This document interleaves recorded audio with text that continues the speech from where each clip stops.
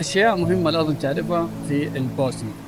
البوسنة دولة مسلمة، أغلب الأكل حلال، معظم المطاعم حلال.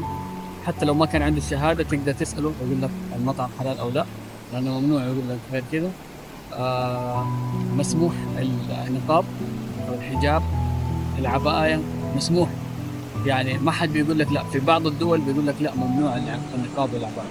فأنا ما أقدر أصوره، لكن أنا شايف كثير من العائلات الخليجية بلبس كامل حجاب، وغير العائلات الخليجية يوجد كمان الأتراك المغاربة بيلبسوا حجاب كامل، يعني بيلبسوا عباية حتى فوق الرأس، يعني ما يبان منهم ولا أي شيء. ففي البوسنة الأشياء هذه مسموحة وما فيها أي مشكلة.